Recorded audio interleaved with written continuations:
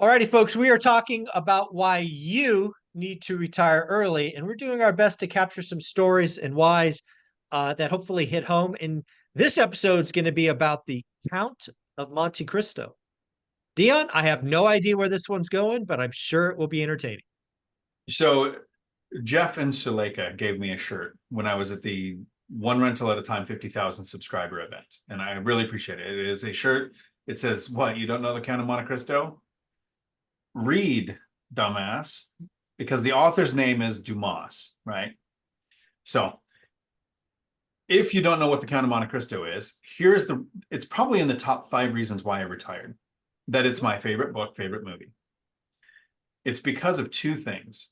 And the first one will make sense when I explain the second one.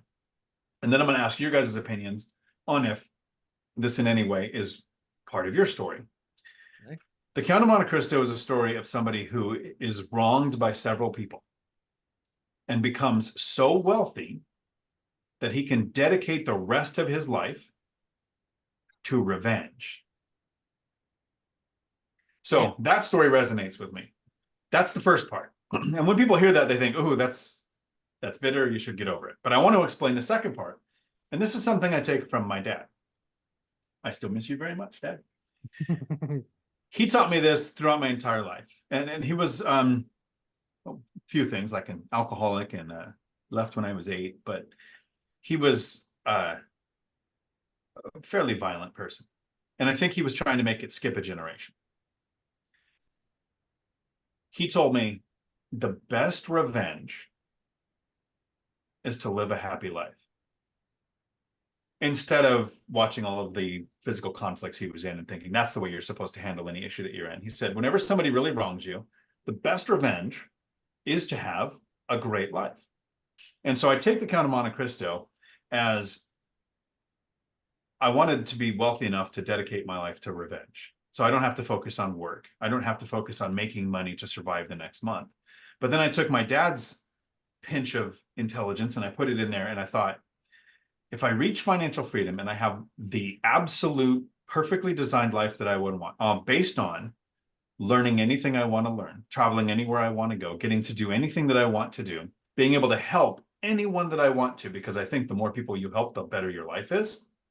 So if I can focus on those things, then I can look at the people who've wronged me and think I don't need to do anything to feel like I get my revenge. The tiny little what do you call it?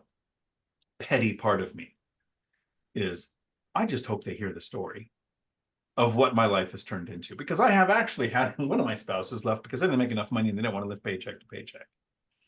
So when you think, okay, good, I no longer live my paycheck to paycheck. I take this from Millennial Mike. I live my tenants paycheck to paycheck. It's a little easier to do. So that's my theory of the Count of Monte Cristo. If you have the urge to get revenge, and you get so wealthy you can focus the rest of your life on, and your version of revenge is having the best life, this is how it's possible. I have some very deep thoughts about this, but I don't want to sway the conversation, so I'll let Matt go first. Right? How does that feel? How's that hit?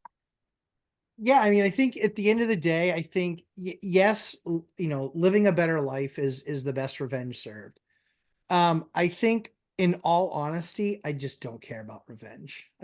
Honestly, I don't. I like getting into the fight with some troll on YouTube and just, you're here to dress me down? Sounds good. Let me dress you down. Let me dress you down. Let me show you how wrong and dumb you are. Because the issue is that they make, very often it's the ones that preach tolerance that are the least tolerant. It's the ones that preach that you need to be informed before, get informed so you can have an opinion, and they're not informed, and so their opinion's kind of useless. It very often is, I'll depend on you guys to do the nice, gentle way of doing it, and I like to be the one that backhands them and gives them something that really, maybe it gives them introspection, maybe it just winds them up. Either way, I win. Because if it gives them introspection and they actually take it and think about it, cool. If it just winds them up and they just, write a bunch of more nasty things about me, that's cool. I can block them. But I think that having the freedom to say the way you feel and the way you want is why I don't have gray hair. It's why I don't have gray hair. I'm 46 years old. I don't have gray hair. I have hair. No offense, Dion. But it's because I can't be bothered. I can't be bothered with the silly, inane stupidity of making everybody think I'm something that I'm not. You know what? It's really easy to remember the truth. It's really hard to remember lies. So if Yeah, I'm just always honest and just tell it, they're like, that's a lie. I was like, I don't care about you enough to lie to you. I just don't. that's So funny. from my perspective, I don't have I'm not I don't need revenge. I'm not vengeful. I don't care.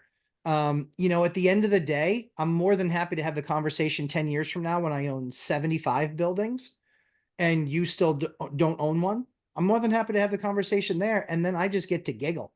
You Mhm. know, sorry for my giggle in the conversation, but yeah, I think far too often, I think sadly society has gotten so unbelievably soft and just unbelievably sensitive that everyone's like, "Oh, you're triggered." I was like, "I'm not triggered. I'm just trying to teach you a lesson, trying to communicate with you because no one has ever been as honest as I'm going to be with you. I'm not going to be Yeah. rude. I'm going to be honest. I'm going to hit you upside the head with an emotional 2x4.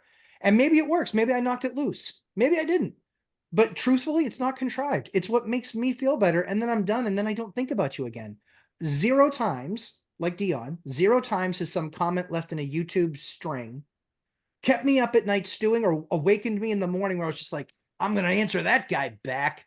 Whatever, dude. Whatever. So before you get into your thoughts, Zuber, I just want to touch on Matt. You're actually saying exactly the same thing. The reason you can debate the people on YouTube when they say those things is because you have built an amazing life, and your answer is, well, let's compare, Yeah. right? That's the best. You don't need to go out and actually physically get upset at what they said.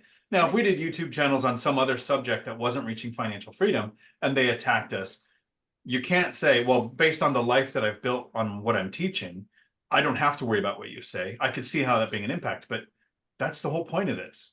Have an amazing Exactly. life, and you lose the need Yep. to win the debate. I mean, I'm not going to be on the next diet show, The Biggest Loser. Not going to be there. You know, that's not going to be a thing for me. Don't come to me for diet advice. Don't go to Dion for relationship advice.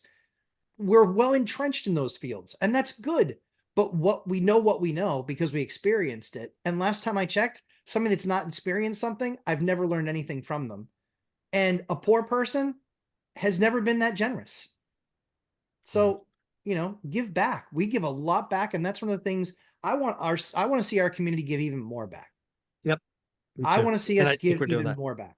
And that's what has to happen in the next 10 years is we've reached our financial freedom. We've got our four and no more and all taken care of. Okay, now I can do more projects with purpose like daycares and indoor kids playgrounds and ADA housing for disabled vets. You know, it's really hard to do that while you're growing. You can do a very little of it because margins are so tight. But now that you have that, yeah, you got to get back. You got to do more. You got to do more. We got to do more. Yeah, And the only way that's going to happen is if I lead and I do it. So that's what I mean to my community is that I need to be that in my community where I'm giving back. The three wealthiest landlords in my city don't do anything with affordable housing. So, okay, it's my turn then I will find a way to lead that way. I like it. So when I think about the Monte Cristo, I've never read the book, never seen the movie, so shame on me. Oh, Um, gotta see shame that. on me. I I don't. I mean, just maybe I'm broken again, but I used the haters while I was growing as fuel. Mhm. Like that was the rocket fuel. I was the little. I was always the smallest. I was always picked on. Always told I wasn't good enough. Just just told bags and bags of crap. And I just always built a callus to saying, okay, I'll show you.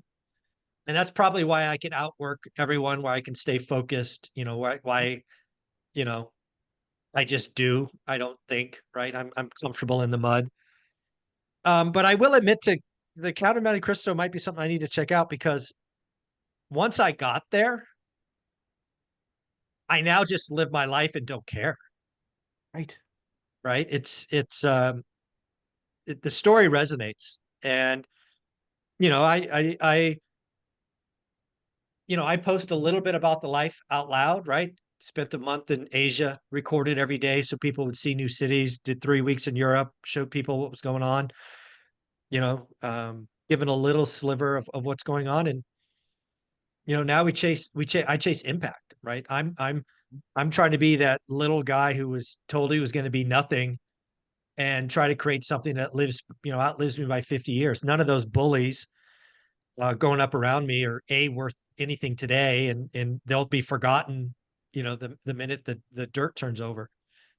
I'm working to not be that guy. I want people to talk about me for 50 years after I'm gone. So that story definitely resonates, but I will admit to using that fuel of being slighted. Nothing, nothing got me going more than being told I was a loser repeatedly. So it's interesting how that could be fuel, and then when you get there, it's like, oh, I'm good. I'm Well, you done. let it go. Like Yeah. like, I mean, ninth grade dropout, I got on all the time, Yeah. nonstop, all the college guys. And I was just like, so you spent $250,000 on an education and I still kick your ass on the board. What's your excuse now? I was like, you're being beaten by a borderline retard over here. And yeah, I can use that word because that's how I referred to myself. And I Yeah. was like, what's your excuse? I absolutely dominate you. I was like, I dominate you so badly, your wife doesn't want to spend time with you anymore. Yeah. Like, I was relentless. Like, I could go for hours on horrible things I've said on the sales floor. But you know what? You get to the point you're just like, one of my buddies who used to constantly thrash on me, and it was a love-hate relationship, called me and goes, hey, I want to take you out to lunch. I go, for what? Is it poisoned? And Exactly. no, he goes, I hate the fact that you beat me to retirement. And I go, well, I mean, you are older, but quite a bit more dumb. Quite a bit And more dumb. and he goes, and I still want to take you to lunch. I said, is it poisoned? And he goes, Yeah. so we're literally going to do lunch sometime next week. And I said, and you're paying because I'm on a fixed income now as a retiree. But the best part is that, you know what? Some of those people have become friends over the years because they were just like, man, you're like a cockroach in nuclear holocaust. Yeah. You just didn't die. You just kept on going. And that is the one trait that everybody has to have. You cannot quit. You have to keep on going. Yeah, and get the fuel from wherever you can, Absolutely. whatever that is for you. And that's really the story of all three of these. You got to retire early. Is you got to find the fuel. It is a season. It takes time. It's not easy, but it's worth it. Dion, how did our responses hit home? So it's like I said, I think you both kind of said you were looking at it very similarly. Mhm. It's just for me, it's nice to find basically an art with the book and the movies where I could see it spelt out. Yeah. And if you watch the movie, there's a scene where we all need a Jacopo. So Jacopo's a character in this. And he says, why are you focused on revenge? I go up for the weekend, stab, stab, stab, stab. We come back, we spend the money. It's not the point of winning, right? Revenge isn't about victory. Revenge is about being so happy with your life that you don't care about the revenge. Yeah. Mhm. And then the people see you having that amazing life and they reach out and they go, it's very irritating that you retired before me. Can I take you to lunch? That's winning. So good. That is winning. Matt, where can people find you? Lumberjack Landlord on YouTube and Instagram. And like I said, there's a bunch more content coming because I have a lot of free time. Oh, I can't wait. Dion, where do they find you? Right here on YouTube, Dion Talk Financial Freedom, where when Matt is not as busy, we're going to be doing live streams Friday morning. Mm-hmm. Wow. Powerful, Mm-hmm. powerful. Thanks, guys. Thank you for doing this, Dion. You are amazing. Keep doing what you do.